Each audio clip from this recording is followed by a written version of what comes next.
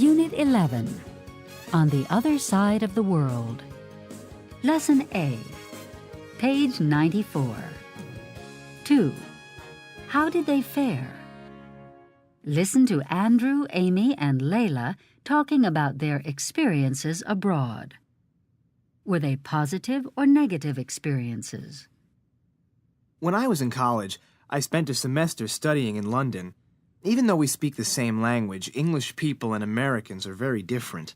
I guess I felt that Americans have a bad reputation. Some people think we're loud and that we speak our minds too much. So I tried to listen a bit more and not be so assertive, if that makes sense. I wanted to make a good impression. I shouldn't have worried about it, but I did. I loved the lifestyle there. Going out for afternoon tea was fun, and I really loved the old buildings. We don't have anything that old in the United States, so it was pretty amazing. The British also have a different sense of humor. I really like it. Their comedy shows on TV are really funny.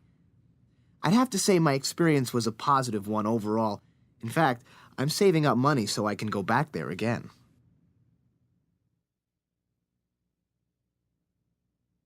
I lived in Madrid for a whole year. And I have to be honest and say that at first, well, I wasn't very happy. You see, I was homesick. I missed my family, and I just wanted to go home. Part of the problem was my Spanish. I couldn't communicate very well. But I loved to eat, and that's what really saved me. You see, once I discovered tapas. Oh, let me explain. Tapas are these delicious appetizers you eat. So I made some Spanish friends, and we'd go out to tapas bars. So I got to eat a lot of delicious food, and of course, my Spanish improved dramatically as well. But there was one thing that was difficult to adjust to, and that was that dinner was always served at a late hour.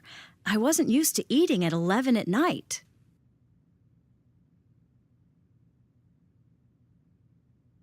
I came over to the U.S. from the Middle East.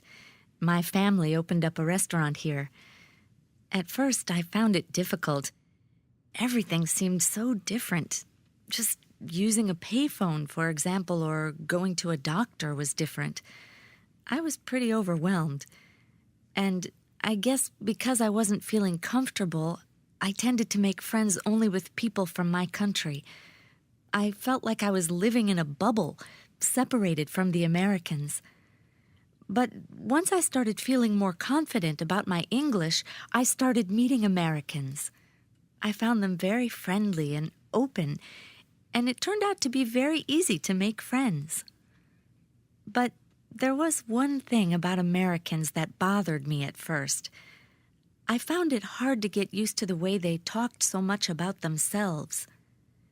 It took me a long time to understand that you were supposed to talk about yourself, too, because that is how people get to know one another. It's still hard for me to talk a lot about myself, but I'm getting better at it.